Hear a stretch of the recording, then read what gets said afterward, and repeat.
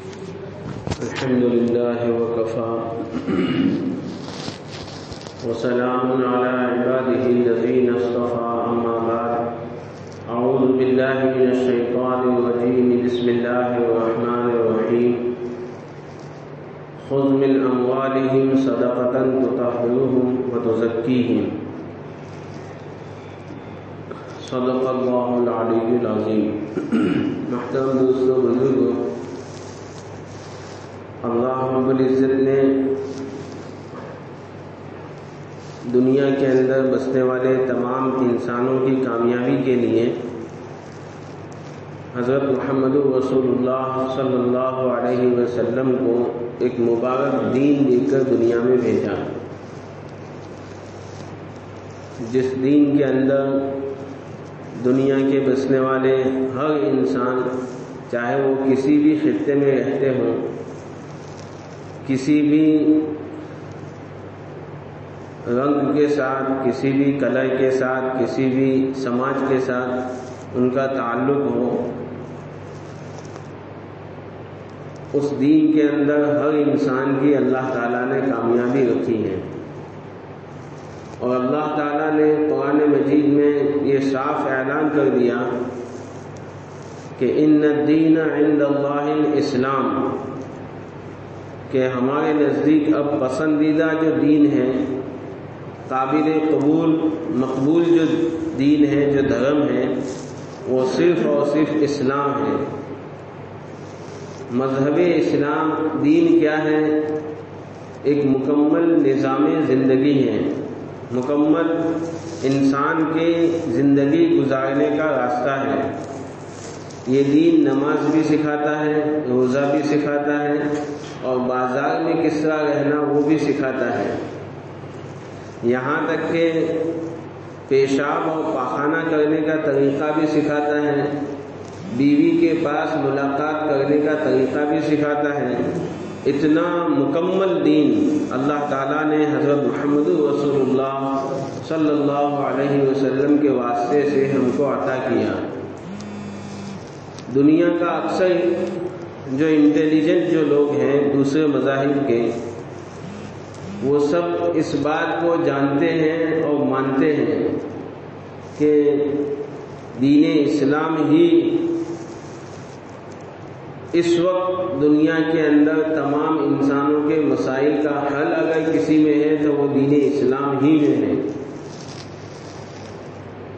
کچھ لوگ جو ہے جہالت کی بنیاد پر اسلام کو نہیں اپنا رہے، اور کچھ لوگ ہٹ دھرمی کی بنیاد پر اسلام کو نہیں اپنا رہے. قرآن نے صاف اعلان کیا کہ یہ جو اہل کتاب ہیں، جو یہود ہیں، جو نصارہ ہیں، وَدَّ كَثِيرٌ مِّنْ أَهْلِ الْكِتَابِ لَوْ يَرُدُّونَكُم مِّن بَعْدِ إِيمَانِكُمْ كُفَّارًا حَسَدًا مِّنْ عِندِ أَنفُسِهِمْ، کہ یہ لوگ جو تمہارے ساتھ دشمنیاں کرتے ہیں، تمہارے خلاف پروپیگنڈے آئے دن روزانہ اخباروں میں چھپتے ہیں کہ مسلمان دہشت گرد ہیں، مسلمان ایسے ہیں، مسلمان ایسے ہیں. یہ نہ جاننے کی بنیاد پر نہیں کرتے، بلکہ یہ اس لیے کرتے ہیں کہ ان کے دلوں کے اندر حسد ہے، ان کے دلوں کے اندر جلن ہے کہ اتنا پیارا دین، جو دین ہم آس لگا کر بیٹھے تھے کہ یہ ہمارے نبی کے پاس آئے گا اور ہمارے علاقے میں آئے گا، یہ دین اللہ تعالیٰ نے حضرت محمد رسول اللہ صلی اللہ علیہ وسلم کو عطا کیا. اسی حسد کی بنیاد پر آج دنیا کی بڑی بڑی قومیں، اقوام متحدہ، UN، جتنی بڑی بڑی قومیں ہیں، بڑی بڑی جو ہے آرگنائزیشن ہیں، یہ سب جو ہے مسجد میں بیٹھ کر یہ بات کہتا ہوں کہ آج مسلمانوں سے حسد کرتے ہیں. اور آج جو کچھ ہو رہا ہے، یہ حسد کس کو کہتے ہیں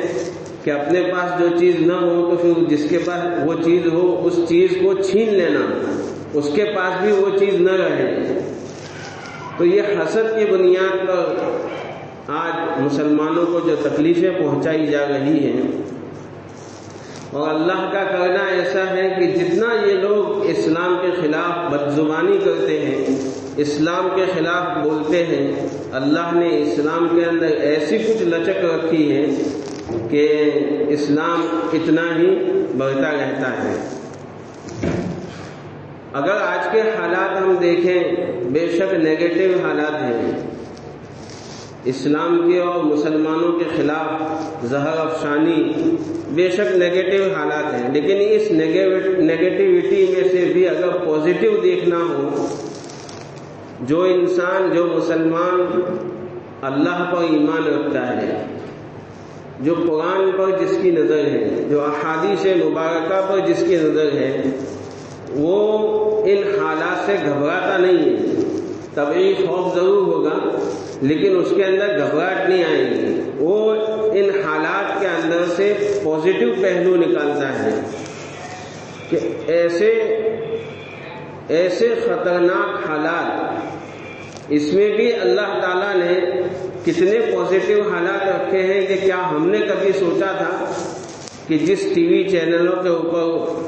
24 گھنٹے پہلے جو ہے سیاست پر باتیں ہوتی تھی اور نہ جانے ایران توان کتنی باتیں ہوتی تھی، آج اسی ٹی وی چینلز کے اوپر کبھی بات ہوتی ہے تو اذان کی بات ہوتی ہے، کبھی حلال کی بات ہوتی ہے، کبھی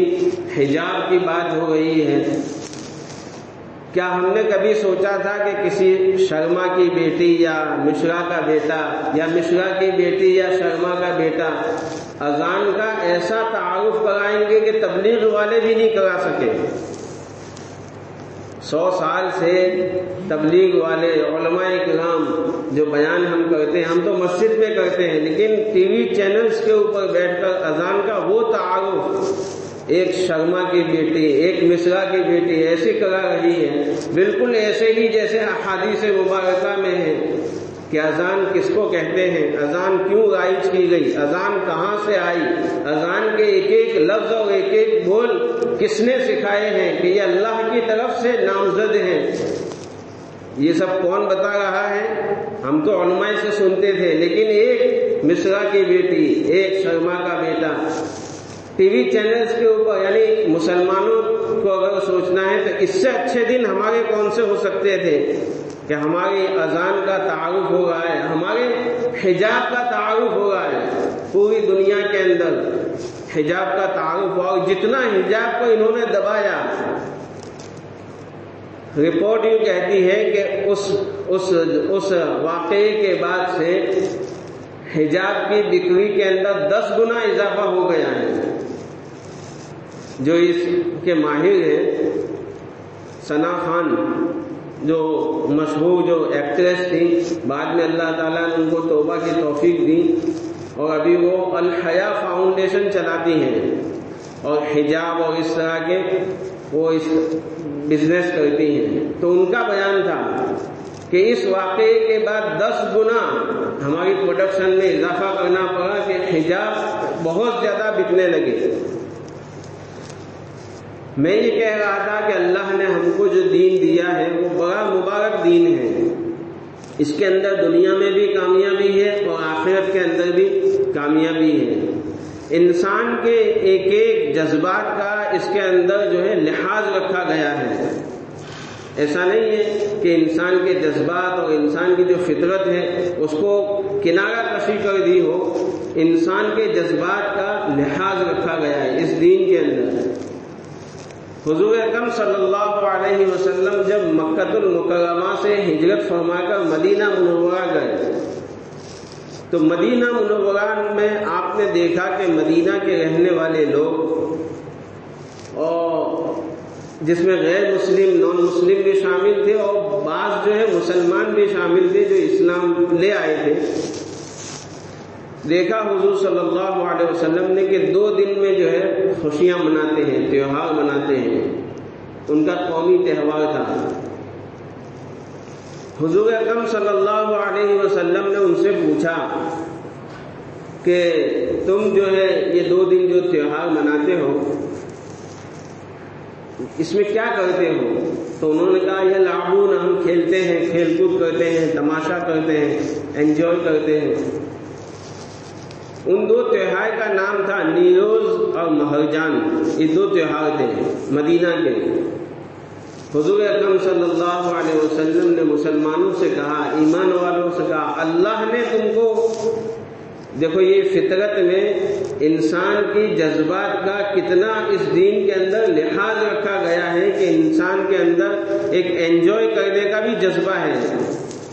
خوشی منانے کا بھی جذبہ ہے۔ تو حضور اکرم صلی اللہ علیہ وسلم نے فرمایا اللہ نے تم کو 2 تہوار دیے ہیں، ایک عید الاضحیٰ ہے قربانی کی عید، اور ایک عید الفطر ہے افطار کی عید۔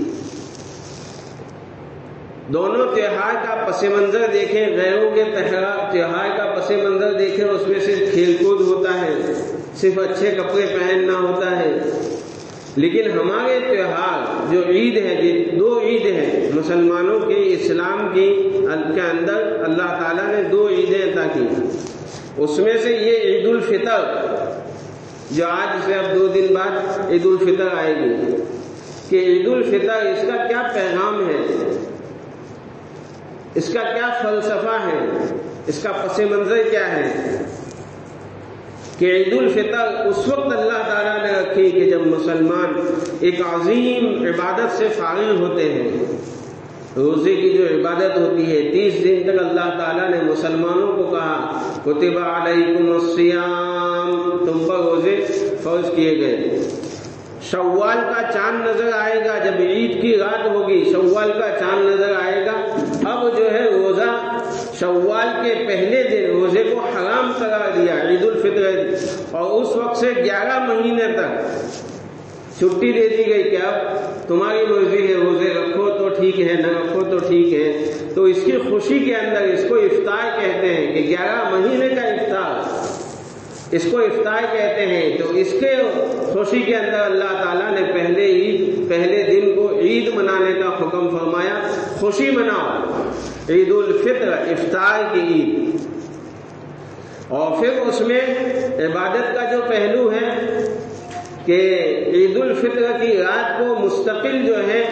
ایک عظیم انعام کی رات کہا گیا، حدیث پاک میں اس رات کو لیلۃ الجائزہ کہا گیا، کہ جیسے ہی عید کا چاند نظر آئے سنت یہ ہے کہ ہمیں وہ دعا پڑھنی چاہیے، اللہم اہلہ بالیمن والایمان والسلامۃ والاسلام ربی وربک اللہ۔ یہ چاند کے دیکھنے کی دعا ہے، یہ مسنون ہے، حضور پاک صلی اللہ علیہ وسلم کی سنت ہے کہ کوئی بھی چاند نظر آئے کسی بھی مہینے کا تو یہ دعا پڑھے۔ دوسری سنت عید الفطر کی کہ لیلۃ الجائزہ جو ہے عید کی جو رات ہے، اس دن بجائے اس کے کہ ہم کھیل کود میں لگے رہیں، بازاروں میں گھومتے رہیں، اس کے بجائے جو ہم حد الامکان جتنی اللہ توفیق دے عبادت کرنی چاہیے۔ وہ انعام کی رات ہے، پوری رات اللہ توفیق دے تو پوری رات عبادت کرنی چاہیے، نماز، تلاوت، ذکر، قرآن اس میں لگنا چاہیے۔ اگر پوری رات اتنی ہمت نہیں ہے، جتنی اللہ توفیق دے عبادت میں وقت گزارنا چاہیے۔ پھر جب عید کی صبح ہوئی تہجد کی جو ہے پابندی، تہجد پڑھنی چاہیے، یا صبح کو جلدی اٹھ گئے صبح کی نماز باجماعت ادا کرنا، یہ سب عید الفطر کے مستحبات میں سے ہیں۔ پھر فرمایا کہ عید کے دن غسل کرو، اپنے بدن کو اچھے سے پاک صاف کرو، اپنے بدن کے میل کچیل کو، تمام میل کچیل کو جو ہے پاک صاف کرو، اور اچھے کپڑے پہنو، جو تمہارے پاس کپڑے جتنے ہیں اس میں سب سے ٹاپ کلاس کا جو کپڑا ہے، سب سے ہائیسٹ، سب سے اچھا جو کپڑا ہے عید کے دن اس کپڑے کو زیب تن اپنے اس کپڑے کو، اس لباس کو پہننا چاہیے۔ حضور اکرم صلی اللہ علیہ وسلم عید کے دن سرخ دھاگی دار یمن کی چادر والا جبہ پہنتے تھے۔ حدیث میں آتا ہے کہ ایسا لباس جس کے اندر سرخ دھاگی یعنی لال کلر کی دھاگی ہوتی تھی، ایسا جبہ آپ نے زیب تن فرمایا تھا۔ تو عید کے دن اپنے پاس جو بھی کپڑے ہو اس میں جو سب سے اچھا کپڑا ہو وہ کپڑا جو ہے، یا نئے کپڑے، آج تو سب نئے کپڑے ہی سلاتے ہیں، نئے کپڑے جو ہے سلا کر پہننے چاہیے۔ اور اس میں خاص اس بات کا لحاظ رکھنا چاہیے کہ شریعت کے خلاف کوئی لباس نہ ہو، جیسے ریشم کا لباس نہیں، مردوں کو حرام قرار دیا،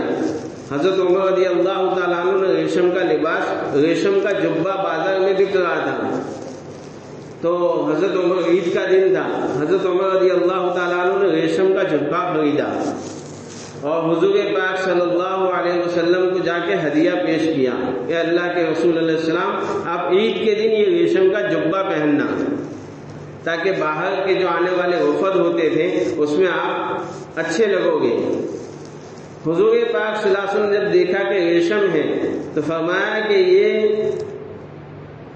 ہمارا لباس نہیں ہے، یا کچھ ایسا فرمایا کہ یہ آخرت والوں کا لباس نہیں ہے، مسلمانوں کے لیے ریشم کا لباس پہننا حرام ہے، عورتوں کے لیے جائز ہے، تو ایسے لباس سے پرہیز کرنا چاہیے۔ شریعت کی حدود میں رہ کر جو ہے اپنی حیثیت کے مطابق خود بھی پہننا، اپنی جو ہے گھر والوں کو بھی پہنانا، اپنی حیثیت کے مطابق گھر والوں کے اوپر بھی خرچ کرنا، یہ عید کی سنتوں میں سے ہے۔ پھر جب عید کی نماز پڑھنے، صبح کی نماز باجماعت ادا کی،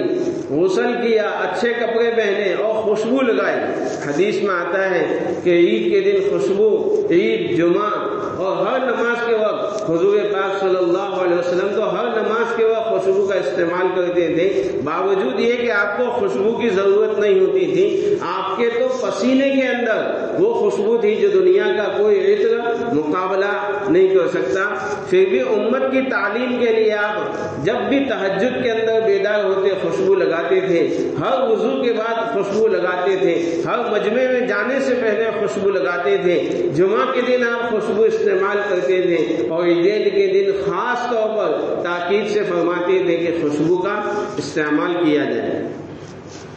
پھر عید کی نماز کے لیے نکلے تو کھجور یا کوئی بھی میٹھی چیز کھا کر نکلنا چاہیے۔ عید کی نماز جب ہوتی ہے، عید کی جب صبح ہوتی ہے، اللہ تعالیٰ فرشتوں کو زمین پر اتارتے ہیں جو راستوں کے سروں پر کھڑے ہو جاتے ہیں اور ایک آواز لگاتے ہیں جس میں، اور اس آواز کو جنات اور انسان کے علاوہ تمام مخلوق سنتی ہیں، اور وہ یوں فرشتے یوں کہتے ہیں کہ اے امت محمدیہ صلی اللہ علیہ وسلم کے لوگوں، اے مسلمانوں، چلو اس رب کی بارگاہ کی طرف، چلو اس رب کی درگاہ کی طرف، چلو اس رب کے دربار کی طرف جو رب بڑا غفور ہے، جو رب بڑا کریم ہے، جو تمہارے گناہوں کو معاف کرنے والا ہے۔ پھر سب مسلمان ایک ساتھ جو ہے عید کے اندر عیدگاہ میں نماز پڑھتے ہیں۔ اللہ تعالیٰ فرشتوں سے کہتے ہیں بتاؤ ان مزدوروں کی میرے بندوں نے رمضان کے روزے رکھے، رمضان کے اندر 20 رکعت تراویح کی نماز پڑھی، ان مزدوروں کی مزدوری ادا کر دی جائے۔ فرشتے کہتے ہیں کہ ہاں یا اللہ، ان کی مزدوری ادا کر دی جائے۔ اللہ تعالیٰ اس مجمع کی طرف مخاطب ہو کر فرماتے ہیں کہ میرے بندو، آج میں نے تمہارے روزوں کی برکت سے، تمہارے تراویح پڑھنے کی برکت سے تمہارے تمام گناہوں کو معاف کر دیا۔ میں تم کو کافروں کے سامنے فضیحت نہیں کروں گا، کافروں کے سامنے تم کو رسوا نہیں کروں گا، بس تم میرے احکام کا خیال رکھنا۔ لیکن مسلمان اللہ کے حکم کا خیال نہیں رکھتے۔ رمضان جیسا رمضان مہینہ چل رہا ہوتا ہے، لیکن کھلے عام مسلمان نوجوان بازار میں کوئی بیڑی پھونک رہا ہے، کوئی مسالے کھا رہا ہے، کوئی پانی گٹگٹا رہا ہے، اللہ کے گویا کہ اللہ کو چیلنج کر رہا ہے، نمازوں کی دھجیاں اڑا رہا ہے۔ آج اللہ کے احکام کی پرواہ نہیں کرتے، اللہ نے کافروں کے حوالے کر دیے، ورنہ اللہ کا تو فرمان ہے تم میرے احکام کی قدر کرنا، میرے احکام کی بجا آوری کرنا، میں کافروں کے آگے تمہاری فضیحت، تمہاری رسوائی نہیں کروں گا۔ پھر اللہ تعالیٰ اس مجلس سے کہتے ہیں عیدگاہ کے اندر جو مسلمان تمام جمع ہوتے ہیں کہ مسلمانوں مانگو، آج جو تم مانگو گے تمہارے روزے کی برکت سے، تمہارے رمضان کی عبادت کی برکت سے میں تمہاری تمام دعاؤں کو قبول کروں گا، الا یہ کہ کسی گناہ کی دعا مت مانگنا یا کسی قطع رحمی کی دعا مت مانگنا۔ تم جو مانگو گے میں تمہاری مصلحت کی طرف جو ہے تمہاری مصلحت کی طرف نظر کروں گا کہ اس کو ابھی یہ دینا ضروری ہے یا نہیں ہے، تمہاری دعا ضرور قبول کی جائے گی۔ عید سے پہلے آخری بات کہتا ہوں، بات ختم کرتا ہوں، لیکن بات بہت اہم ہے اس لیے کہتا ہوں ورنہ بات ختم کر دیتا۔ عید سے پہلے ہر مسلمان جو صاحب نصاب ہے، جن کو اللہ نے مال دیا ہے، اس کے لیے صدقہ فطر نکالنا واجب ہے۔ صدقہ فطر کیا ہے؟ صدقہ فطر سجدہ سہو کی طرح ہے۔ جس طرح سجدہ سہو سے نماز کی تمام غلطیاں معاف ہو جاتی ہیں، صدقہ فطر سے صحابہ اس کو زکوٰۃ فطر کہتے تھے۔ ایک دوسرا نام اس کا زکوٰۃ صوم ہے، روزے کی زکوٰۃ۔ صدقہ فطر نکالنے سے کیا ہوتا ہے کہ روزے دار کی جتنی غلطیاں ہوتی ہیں، کبھی ہم روزے میں فحش کلام بولتے ہیں، روزے میں کبھی کچھ غلطی ہو جاتی ہے، تو اس طرح کی روزے کی جتنی تمام غلطیاں ہیں وہ سب اللہ تعالیٰ معاف کر دیتے ہیں، روزے دار پاک صاف ہو جاتا ہے۔ اس لیے اس کو زکوٰۃ صوم بھی کہتے ہیں، روزے کی زکوٰۃ، زکوٰۃ رمضان بھی کہتے ہیں، زکوٰۃ فطر بھی کہتے ہیں، اور صدقہ فطر بھی کہتے ہیں۔ صدقہ فطر کی کتنا ادا کرنا ہے؟ تو کہ 2.25 کلو یا 2 کلو گیہوں کی مقدار، یہ تو سب سے لاسٹ ہے، اللہ نے جس کو دیا ہے۔ پھر وہ جو کی مقدار بھی دے سکتا ہے، اللہ نے جس کو دیا ہے وہ کھجور کی مقدار بھی دے سکتا ہے، اللہ نے جس کو اور زیادہ دیا ہے وہ کشمش کے اعتبار سے دے، کشمش کے اعتبار سے ایک صدقہ فطر کی اس 2022 میں ایک صدقہ فطر کی جو رقم ہوتی ہے وہ 1000 روپے کے قریب ہوتی ہے، اور کھجور کے اعتبار سے 700 750 وہ آپ جو پرچہ آتا ہے واٹس ایپ کے اوپر اس میں دیکھ لینا۔ پھر اس کے بعد جو ہے وہ 110 روپے، ایک صدقہ فطر کی رقم 110 روپے کے آس پاس ہوتی ہے، اور اس کے بعد جو ہے آخری درجہ جو ہے وہ گیہوں جو 60 روپے ہے 2022 اپریل میں، کہ ایک صدقہ فطر کی رقم 60 روپے۔ اگر میرے گھر میں 5 افراد ہیں، چاہے ایک دن کا بچہ ہو لیکن 5 افراد ہے، نابالغ بچے کا بھی صدقہ فطر ادا کیا جائے گا، جس کو اللہ نے دیا ہے، جس کو اللہ نے، آج تو ہر کوئی دے سکتا ہے، ایک آدمی کا 60 روپے یا 110 روپے کون نہیں دے سکتا؟ تو ہمارے گھر میں اگر 5 آدمی ہیں یا ہمارے گھر میں 4 افراد ہیں تو 6 چوک 24 یا 110 گویا 440، یہ جو صدقہ فطر کی رقم جو ہے عید کی نماز، اصل اس کا وقت جو ہوتا ہے وہ عید الفطر کے دن ہوتا ہے، لیکن عید کی نماز سے پہلے ادا کرنا، تاکہ کسی کوئی غریب آدمی کپڑے خرید سکے، کوئی کسی غریب آدمی کو آپ دو گے وہ جوتے خرید لے گا، کوئی کسی غریب آدمی کو دو گے وہ خوشبو خرید سکے گا، وہ اپنی ضروریات کی تمام چیزیں خرید سکے گا۔ عید کا اور صدقہ فطر کے واجب کرنے کا مقصد ہی یہ ہے کہ جس طرح مالدار کے گھر میں عید ہوتی ہے، مسلمانوں اسی طرح غریب کے گھر میں بھی عید ہونی چاہیے، تاکہ وہ بھی اپنے گھر میں کھجور لا سکے، وہ بھی اپنے گھر میں دودھ لا سکے۔ اللہ تعالی ہمیں ان باتوں پر عمل کرنے کی توفیق عطا فرمائے۔ اب سنت پڑھ لے، پھر خطبہ ہوگا۔